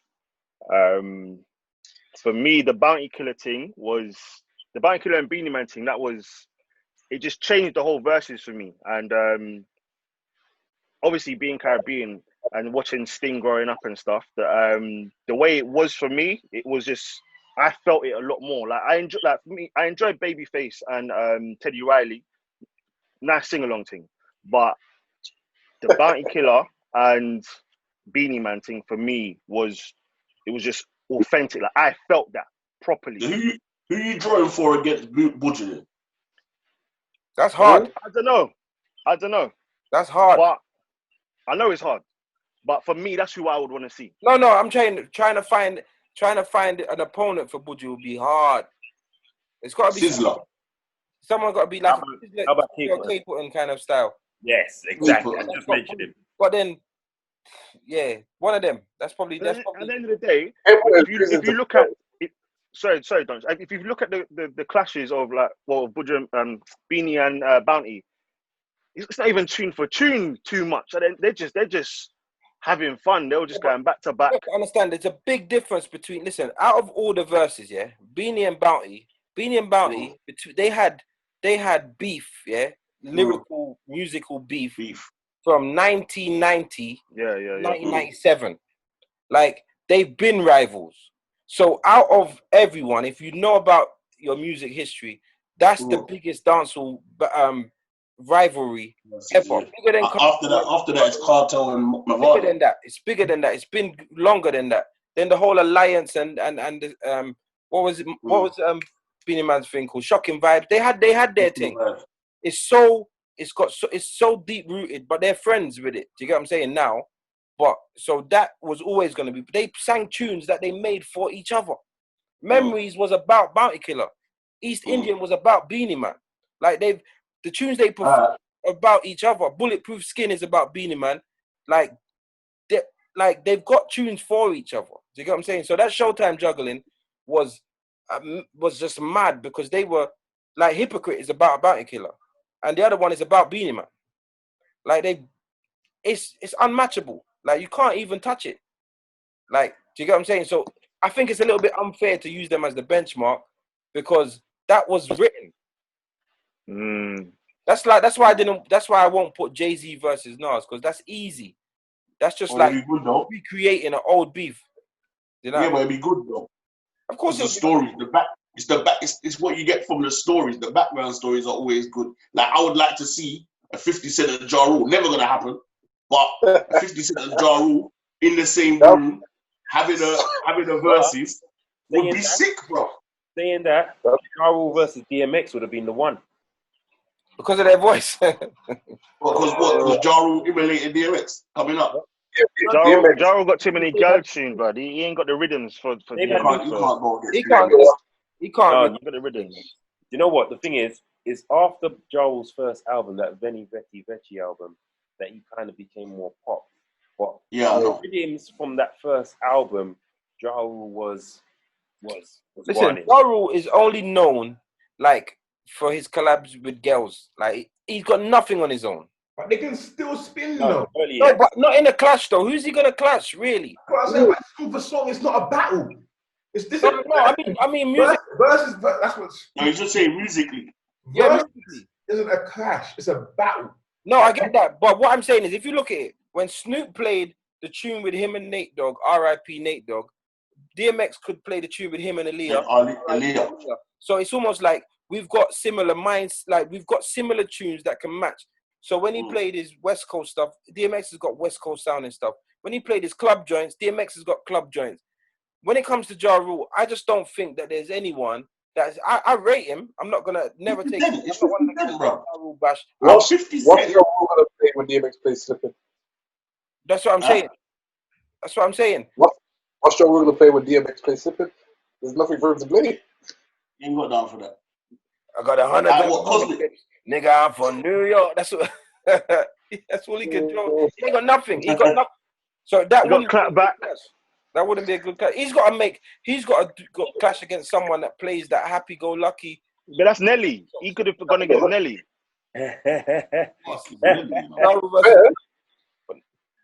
Yeah, that's right. You're right there. You make a valid point. So, Cosmic, who would you like to see in a battle? I'd like to see the heavyweights, man. Huh? Drake versus Jay-Z. Oh yeah. Drake, he hit for hits. Nah. What? Nah. That would be Listen, crazy. you're talking about hits, yeah, and the battle's not just about hits. And Jadakiss showed that, bro. You understand? Jadakiss wiped him. Do you understand what I mean? So, like, if you're talking about just hits, then yeah, but it's not going to happen for just hits. You're going to talk about flipping, like, real catalog. And that is where the nail in the coffin is going to be put on Drake. What do you man prefer, producer battles or artist battles? It's a bit of both, because in I reality, think the producer ones are more interesting. you see, the producer one's definitely more interesting because sometimes you find out some song you didn't know they maybe produced or co-produced. That person actually wrote produced the song. Mm. Just like the same way in the whole Babyface and Teddy. That was the baddest one for me. I can't lie. Aside from the Bounty and Beanie, the Babyface and Teddy Riley one. That was it. That was crazy. So I'm not too sure who with, but Shabba needs to be in a clash. Wow. I feel like if you're gonna go for I feel like Shabba can only go against. It's gonna be an old school. Like it's gonna have to be a Super Cat or someone. Yeah, but Super Cat still hasn't got the catalog for me to face Shabba. He hasn't got the Shabba versus Shaggy. Yeah, you're reaching, bro. What? Donch. To be fair, we've left out Sean Paul though. To be honest with you, No. Sean Paul and Shaggy. Sean Paul and Shaggy. That's your selection. I don't want to see any. I think Sean Paul. See any of them in the clash. I think if you're ever gonna put Sean Paul in a clash, you're gonna have to clash him with Beanie Man for international, well-known dancehall. Nah, Shaggy, bro. It's gonna be Shaggy. No, but Shaggy. They're different styles. definitely Beanie Man. Definitely, I agree with you. Still, worldwide dancehall recognized hits. It's gonna have to be Beanie Man that can go against Sean Paul. Because Sean Paul will just win by default. Like you can't play Carolina versus what the one on the buzz rhythm. What's it? Give me the light. They just won't match up, man. Angel versus flipping Infiltrate. Like Sean Paul will win, man. He's not a better artist, but he's got more energy. Like it will. Landslide. You know, it's mad. All right, what about the UK? Just quickly before we move on, what about the UK? Like who? If we were I do think we should get a little love. I do think we should get a little love, man. Have you heard the article? Have you heard what they're saying? No. But they ain't gonna want to hear that. They're looking to bring it here in 2021. Well, when the COVID's over, no one's using Instagram Live no more. I know, but apparently, obviously, they're saying that Versus is not just a Corona lockdown thing. It's going to continue, and they're looking to bring it to the UK in 2021. All right. So, who would you want to see in the UK? Like, who do you think? Miss Dynamite. Yep. Against? Don't know yet. Estelle. No, man. Dynamite will kill her. Dynamite's sick, you know. Yeah, not Estelle. Don't think about that. Dynamite. Who else could it be? She's gonna have to go against a man, bro. Yeah. That's how sick she is, bro. She's gonna have to jump on a man. Like, you know who I want to see? So Solid. Yes. Versus. I don't know, but would I just think of more fire crew, Lethal B. I'll be interested.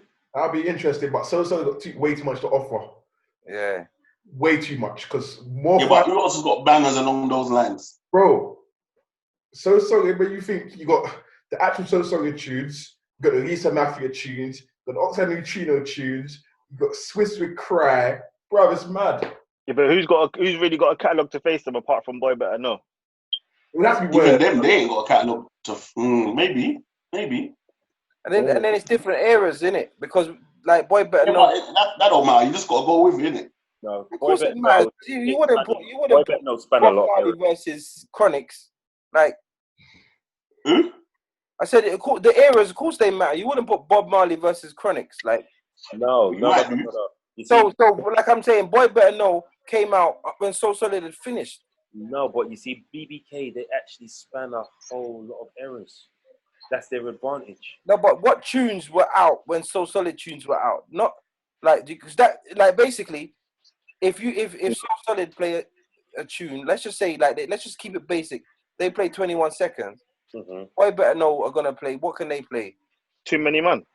But then Too Many Man came out way after. Like, they don't match up. I hear that, but it's a collective thing. It's two collectives, a bunch of people going on one rhythm. So it's the same concept, isn't it? Yeah, but I understand the reason you have to have the artists that are relatively similar, because audience. There's no point like So technically, if we're gonna just go by age, So Solid, their audience is technically now all over 30, where BBK might be all over 25. Do you get what I'm saying? Straight away, it takes away the level playing field.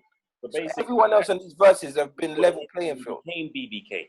So back then, I think they weren't even a collective together. I think that before BBK, when it rolled deep and shit, like weren't they something different? Meridian, I think they were, because that was Skepta's original. It's Meridian and Roll Deep in one. Meridian and Roll Deep. Yeah. But then that's even unfair because that's two crews put together.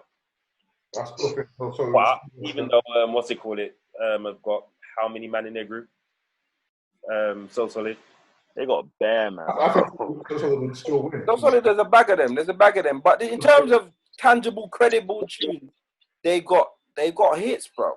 They got hits. And what Cosmic was saying is right. Like if you look down to Swiss Cry, like that's a whole nother level. But that still came out way before most of these artists did anything, and that was at the end of the So Solid run.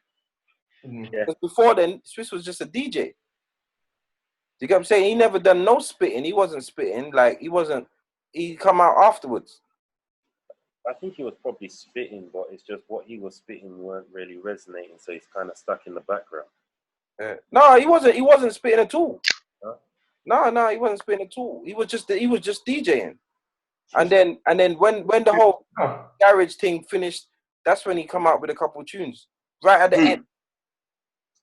You know what I mean? Swiss. Yeah. Swiss still DJs now. That was my beef for last year, I think it was. And he's got some rhythms as well, bro. All right. Who would you say? We're gonna end it after this, but who's your greatest rapper ever? US, anyone. My favorite US has always been Biggie and Jay. Yeah, man, Jay, man, big facts. I was waiting to see if I'm gonna put that, but Jay, 100%, man. Biggie and what about UK wise? Me, I love Rich. I love what's his name? I mentioned him earlier, flipping Kano. Yeah. And I'm actually a Ghetts fan as well. Do you class them as rappers, yeah? Yeah, for what it's UK we're talking about. So these are our rappers. Yeah, for real. Okay. Our rappers. Can't say that when it's actual rappers still. But it is rap. They do. Let's just call it MCs then. We might as well say MCs then. Let's check it out. Say they are rappers. What they do in Jamaica is rap. It's just Jamaica. This is not Jamaica. It's just, but yeah, so basically, long as I hear you, you're making sense, bro. You're making sense, Longers. Don't listen to. You know what, Longers. You know what? My argument would be, what my argument would be towards that is, you can class Ghetts as a rapper. I'll tell you why. Because we class Drake as a rapper, but Drake sings. But no, So but in essence, like he does. No. But in essence, Drake does 2 genres, which is technically what Ghetts does. He does 2 genres. So he can be a rapper and he can be a grime spitter, just like Drake can be a singer, R&B, and he can be a rapper. You think Drake's a singer? I think he sings. When they put it in newspapers, they'll say he's a grime rapper. All right, cool. All right, you know, we'll give you that's your opinion, and we'll stick to it. No, but, all right, so go on. So if you're saying that, like, oh, then he's not a rapper, then who are you kind of putting in that field then? How are you filling that in? So I never heard you. Say that again. So who I say what rappers? Guys are not rappers. How are you filling that in then? Who are you filling it in with? No, like the thing is,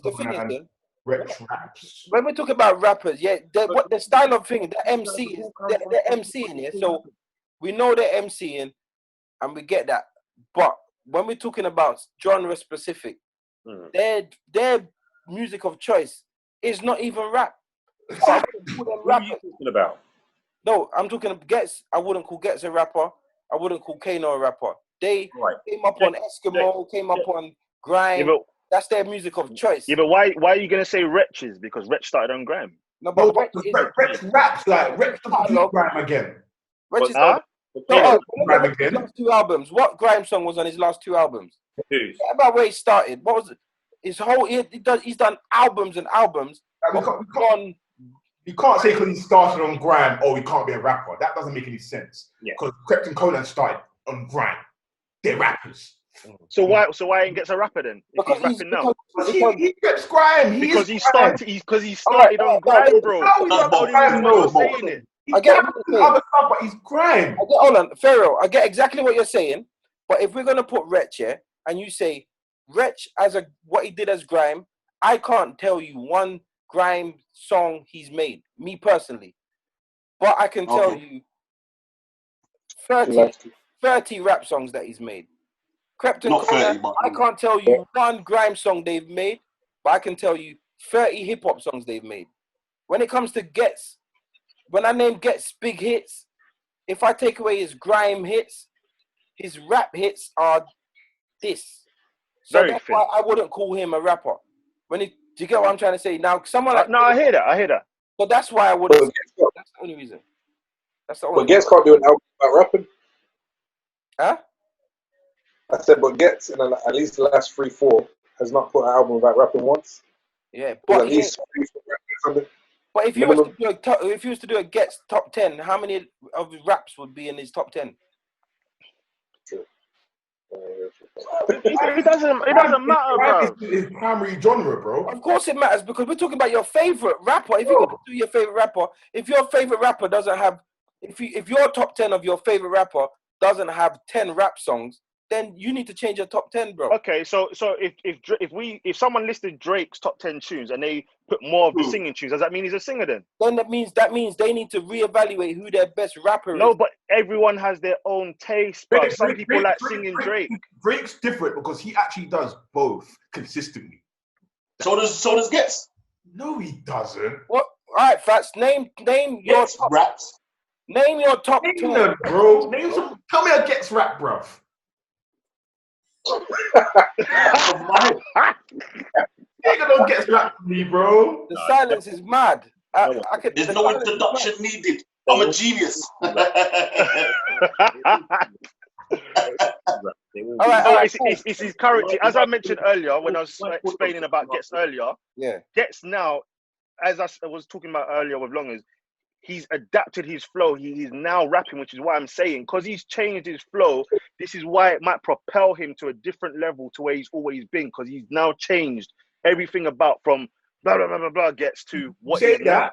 You say that, but then when you think of recent Ghetts, the 2 songs that stand out is Docta Cosmic with Kano and One Take. Grime. And One Take's old, bro. I'm looking at Mozambique right now. That come out last week, bro. Allow me, man. That's about a month old, bro. Mozambique is last week. Put it in your top 10. When you talk about recent Ghetts, you're thinking Docta Cosmic. That's the most recent Ghetts. You're thinking, oh no, Ghetts was mad on that one. You're thinking Docta Cosmic, which is a Grime tune. Facts. Tell me I'm lying. Fair enough. It's a Grime tune. But as we said about the evolution, it is not the same Ghetts, bruv. It's a dumbed down flow. It's not the same, bruv. The main, All right, so the main point is Ghetts raps and he does grime. That's it, bro. Yeah, but I've listened to what I'm saying. No one ain't. Let me just break it down. No one is questioning Ghetts' ability as an artist. What we're saying is, if you put him as your favorite UK rapper, I just want to know give me 5 rap songs that would warrant him being in your top 5 rapper, and don't use any grime songs. Just 5. I had 10. I did ask for 10, but because I know you're gonna struggle, I'll ask for 5. Who? Anyone. All of you. I'm not about to do that. I'm not. I didn't pick him. That's what I'm saying. That's what I'm saying. His ability. I personally his ability as an artist. No one ain't going around that. But rapping. My Mac for that. I definitely have to look through my Mac for that. But I mean, I mean, your top if you could go for your Mac. No, what I'm saying to you, I do. You know what? I do. Let him finish. Let him land. Go on. I do class the grime artists as being rappers. It's just like basically saying people who are doing drill are not, like UK drill, are not rappers because their scene is drill. No, but drill is a form of rap. So why is not Grime is standalone. Grime don't call him Grime standalone. Grime is not a form of rap. Grime is a form of rap. Grime don't want to be rappers. Go and ask them. Go and ask them. It's not. I'm with Longest still. I'm with Longest. Hold on. Go ask a grime artist. Let me tell you why. Let me tell you why grime is not a form of rap. Because grime artists, a lot of grime artists cannot rap. So it's not a form of rap, innit? They can't do it. Whereas a lot of drill artists could rap. Why is it you say anyone can rap? Why is all right, listen. Let me ask you a question. I don't know if that's a good point. What would Wiley say? Would Wiley class himself as a rapper? It's not used Wiley right now. He's on a back burner right now. I had to. The thing about they might ban our show. They might ban our show. Man, allow it, bro. What you might say to you tomorrow might be 2 different things. You know what?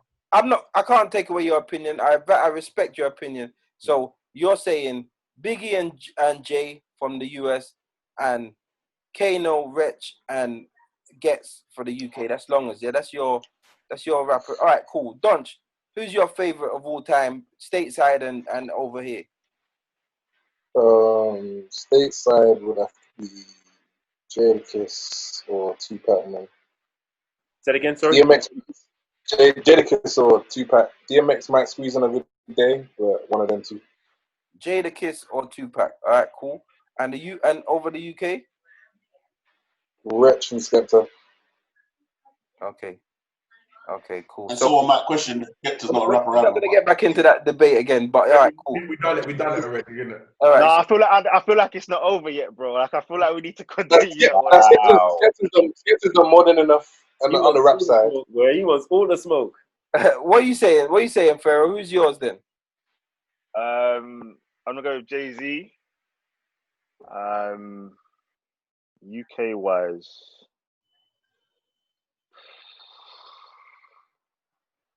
I don't know, bro. It's only in the last couple of years that I've actually like felt UK music like outside of grime. Obviously, I grew up on grime. Grime was my thing, innit? And if you want to separate grime and rap and whatever, it's obviously your Skepta and your Wiley and stuff, innit? But outside of that, I definitely felt Kalashnikov. He was for me, that's UK rap, like proper rap. Do you like his? How many of his songs do you like? Other than like, if you take away It's Murder, how many of Kalashnikov do you really know? No, there was a couple. There was a couple still. Hey, that's your Oscar. There was a couple. I just don't know the names of the tunes, but I had the tunes. Man can't be your favorite if you don't know their tunes, man. I'm not having that. I'm not having that. Cosmic, bro. I'm not having that. Man can't be your favorite and you don't know their tunes. I'm not having that. That's why I did that, you know. That's why I did that, because Clash.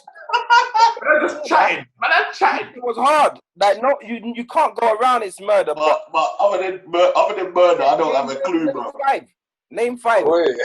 I'm not accepting anyone tell me that someone is your top something because it means they're your favorite and you don't remember their songs. It don't make no sense to me. How can it be your favorite? What's your favorite drink? I can't remember.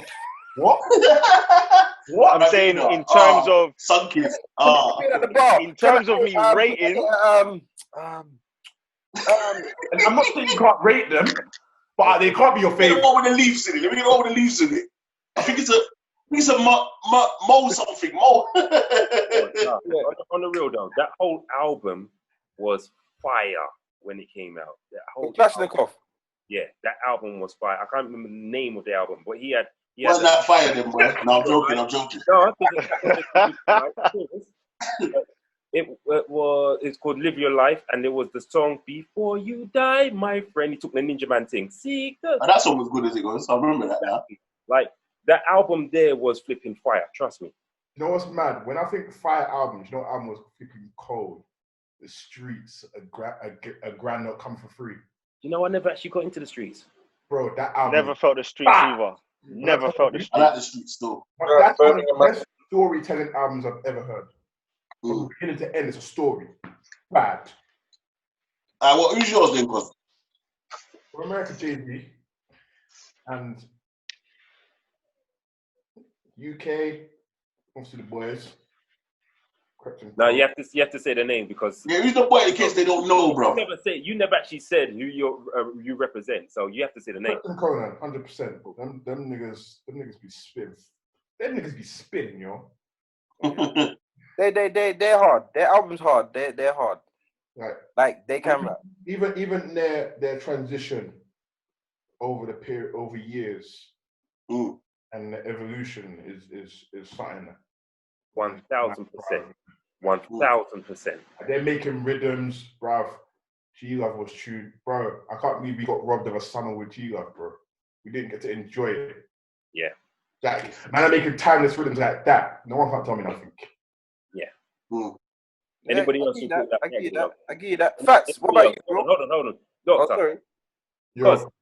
Anybody else you put in the category amongst the UK goats? UK goats. Giggs got to be up in there. Yeah.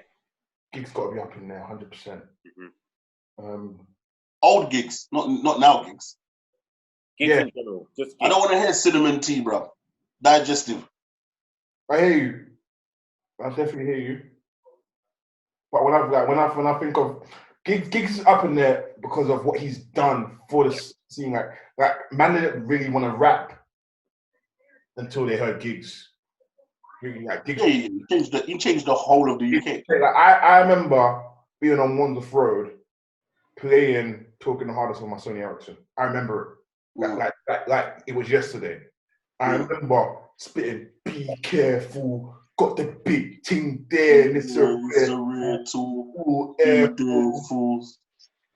Bro, like, see those, that Giggs? Crazy. Forget it. And the funny thing about it is, you know what kills it? Do you know the amount of Americans that actually got into Giggs and the amount of people that wanted to sign him around that time? It's crazy. Do you know Debs, who is Waka Flocka's mum, actually wanted to sign him as well? Yeah. Oh, man. But they wanted him. And so, I mean, it just didn't happen. I don't know why it didn't happen, obviously. You'd have to speak to Giggs to that. But the hardest thing about America, you got to go there, innit? And Birmingham got criminal records. So, and he can't hold over there. And that's why I don't think anyone has bust America properly, because no one's invested the time to go there like that. Obviously, Skep went to New York and done his thing, which is how Skep got New York, how he got it. He was in the streets. But I feel like you need a lot of money, a lot of time to go to America and do it consistently to make it work properly. Yeah. So hold on, let me say something. Let me also ask something. Out of the new batch, like I'm talking the new batch for the last maybe 3 years, who do you guys rate? Huss is sick, bro. Yes. Huss is sick, bro. Huss is sick. Huss. Huss is cold. Dave is sick, bro. Yes. Dave for me could be one of my favorites UK. Dave is cold. Yes. Yeah. I think Dave has the potential to do America because how he raps is so British. Yeah. It would actually like be the opposite of okay, this is a proper British guy. Let's take him in for being British, and they might take it in that way. Yeah, he's sick. Dave's sick.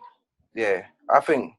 But when you say the new I think of the new Dutch, fucking hard. That man ain't missed yet. Is he? So you don't know about this thing now. Is Dutch new, or was he about before? Because to me, about before, but he just come and he was about before. It was about before, but obviously, like, in terms of getting recognition, his thing just popped. Yeah. You've been about for about 2.5 years. I should make notes. I read notes. He's all right. He's all right. My one from the UK. Don't cancel me, people. But I rate Ambush still. Ambush is heavy. I think Ambush is cold. The ladies will come. I don't think the man are fully yet. Yeah, Ambush is your favorite, yeah? No, not my favorite. You said new, innit? So new wise, Ambush. Favorites, Krypton Conan, innit? Krypton Conan. The consistency in it. You can't beat that kind of consistency.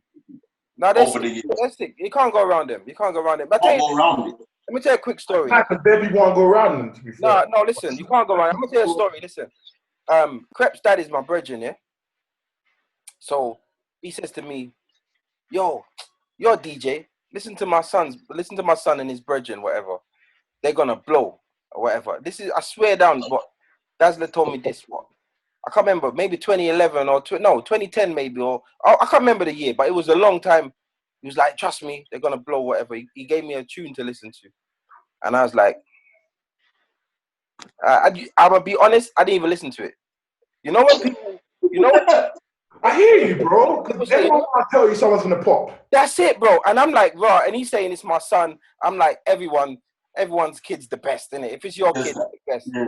You know what I'm saying? So anyway, lo and behold, like, he then gave me a tune and I listened to it and I'm like, bro, these dudes have got like mad potential. They were doing like these word plays, like it was the punchline thing. I was like, no, they're sick. But I didn't think nothing of it. I swear down, I didn't think nothing of it. So when I see the success, I'm like, I actually like seen the growth. I seen it. Like, I seen the growth. Like, do you get what I'm saying? They're actually sick. They're actually bad. And their album, like, you can listen to, like, I don't like this term, but I'm going to use it. It's a fantastic body of work. That body of work bullshit, I think people say, I don't even know what it means. I just copy everyone else. Like, I get what you're saying. It is a fantastic body of work. And when you say a work, it's a fantastic body of work. What you're saying is, I understand it in its entirety. Like, it's not a song where it's got a 1 or a 2. I got to skip, blah, blah, blah. It's just when you put together. Together, it makes sense. Yeah. It's one of the few albums you can put track 1 and just listen and just listen to the whole album. Run. Very few. There's a few albums like that. Stuff like Blueprint. Like, I'm just listening to the passion of the executive producer. No, but you know what, bro? You're right. You're right. And in terms of the new guys, I think Huss is in his own lane, bro. Like, he's in his own lane. His style is a bit mad, but it works. It's like Huss. He's got that, you know, like the fashion that don't supposed to work, but looks good. You know, like that. It's like, right, hold on, that don't even match, but it looks alright on you. Oh shit! Sorry to cut you. I didn't say NSG. I don't know about that. Listen to their mixtape. Okay. Do you class them as hip hop though? They have a hip hop Afrobeat fusion. They got a little fusion going on. So because they were number 1 in the Afrobeat chart. NSG as much hip hop as J Huss's. Yeah. All right, where would you put Western? Because they are fantastic, bro. Oh, they make fantastic music. Yeah, as a collective, they're the sickest collective still. It's hard to pigeonhole them. Yeah. It's hard to pigeonhole them. It's hard to put them in a group because people can very easily say they're dancehall, but they don't just make dancehall. They make so much different types of music. Yeah. I would have said Western as well. Like their new tune with Cash Now. Yeah. Unreal. Yeah, unreal, bro. That's another underrated rapper as well. Cash is underrated. All right, we're gonna wrap it, but before, in terms of the old school guys, I want to give an honorary shout to N-Dubs. They were sick, bro. I can't go around N-Dubs, you know. Wait, NWA or N-Dubs is in Talita and them? N-Dubs as in back in the day, Channel U N-Dubs. They did things, man. With the whole collective. N-Dubs was sick, bro. Really. That P is still sick, though. That P is still sick. He's just not really doing the things. I don't know. I don't know their history, and I don't buy into no politics. I don't care who's done what. They were sick. I don't care who's a crackhead or who's a thief or who's racist. I don't care. Like, I'm not buying into no one's bullshit. But I'm saying, N-Dubs in their day. I can't lie to you. You can't be white and say nigger and get my support. When did they say that?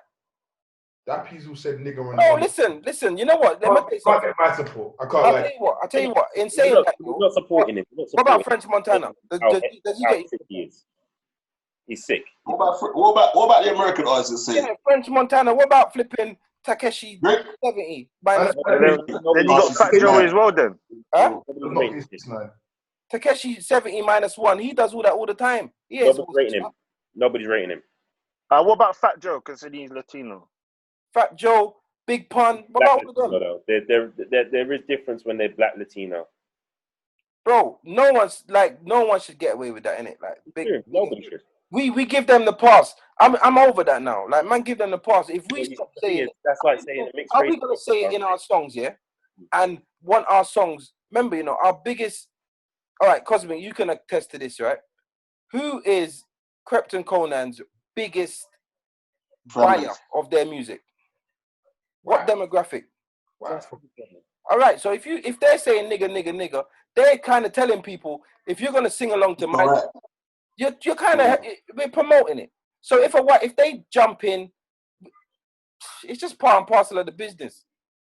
We can't keep selling them fantastic music and saying that word and expecting them to miss it out. If I go into a concert, I'm singing what I know, innit? And right after Fly, the word nigger comes, I'm singing fly, nigga, fly. Like, I'm just going to do it. It is what it is. So I hear that. I don't agree with that, but I hear it. But I'm not ripping for a white you out here just saying nigger in his hands. I hear you. And to be honest, I rate N-Dubs for what they did. But if he said it in my presence, I might have done something to him. You know what I mean? You know what I mean? So I wouldn't take it very pleasantly, but I'm not gonna take away what they've done. Quick question. No. An artist that's not yours. Give me one artist to look out for who's on the way up. A young artist. Like someone they could be making waves at the moment, but somebody who rate that's on their way up, that's coming up. I mean, I'll tell you who I'm rating right now, who I've only heard maybe about 3 or 4 songs from them, but I'm rating them right now. That's a guy called Parsaliu. Oh, yeah, they sound like us. Yeah, I don't know, man. He's like Jay Huss, bro. No, he's got one song that sounds like us. Nah, bro, he sounds like Jay Huss. His vibe is hussy. That's Betty. He even looks like him, bro. Come on. Does he? I haven't seen what he looks like. He's the Gambia. They're both from Gambia, bro. He's got a nice vibe is like Huss, but I like it. I rate him. So. Yeah, he's got a swing. He's got a swing. Go on, who you got? Who you got? Cause that's not Parsaliu.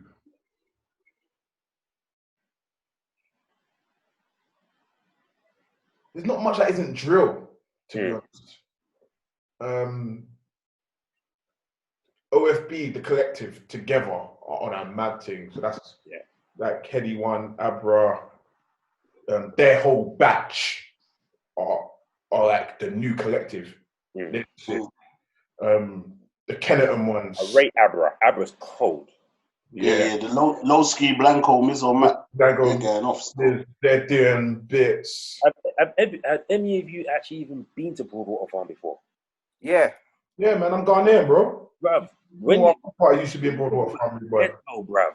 Yeah. Coming up, I got a couple of family members from there still. So I was in the 90s. I was there all the time. Yeah, that area is flipping ghetto. So when you know, they had one community hall still, so that's what hall parties used to go on. So that's how you know you've been in the game for ages, bro. You know what I mean? Anyway, listen, fellas, it's been a lovely episode. Shouts going out to all you, man. Donch, big up yourself. You're a bit quiet, but big up yourself. Said Wade. big up the Brummies. Big up the guys from Birmingham. Birmingham have got some sick artists, by the way. They're doing some things. Man, like Millions. Millions is cold, bro. But as Cosmic said, when you name new artists, they're practically all drill, innit? So. But he's cold still. Yeah. Sure. Even Meeks is cold as well from Manny. Sick. 10 out of 10. So listen, right now, across the world, across the UK, like there is no more. Remember when London was the only thing? Like that's not happening no more. Like it's done out here. All of the barriers are down right now, though. You know, UK music is mashing up the whole of Europe right now. Yeah, and that's what people don't realize. UK is killing Europe. It's sick. So yeah. Anyway, we gotta wrap it. So Pharaoh G, big up yourself. You were supposed to be on the episode beforehand, and you let man down. But big up yourself, said way. All love. Longer. Sorry, man. Thank you so much for passing through. Enough love and respect. Got you, man. Cosmic, only Cosmic can do that sideways sit and make it look cool. Like that's mad. Yeah, now big up, enough respect for coming through. You lot are good, man. Do me a favor before we leave, just give out your handles and where people can find you and all of that good stuff. At Docta Cosmic, DOCTA SMIC. I'm everywhere. At DJ Longers, that's DJ LONGERS. At DJ Pharaoh G, DJ PHARAOH, letter G. I know people for some reason struggle with spelling Pharaoh, so it's always a madness with people trying to find me still. Yeah, I like that name though. Safe, bro. Sick name. Yeah, and then Mr. Man, a few words. Right. It's a Donch Deejay, DONCHDEEJAY and everything. All right, man. No, so enough respect for coming up. Fats, I'll leave it to you to do the final word, bro. Yeah, man. Big up everyone for coming through. So look out for the episode. It'll be on soundcloud.com/FatsFishUK, and then it will be on YouTube.com/Deck1, Deck2. And obviously the socials are at Deck1, Deck2 podcast. Make sure you're following, like, subscribe, all of that. Yeah. All right. Enough respect, fellas. Bless up. Bless up, man. Have a good evening. Yeah.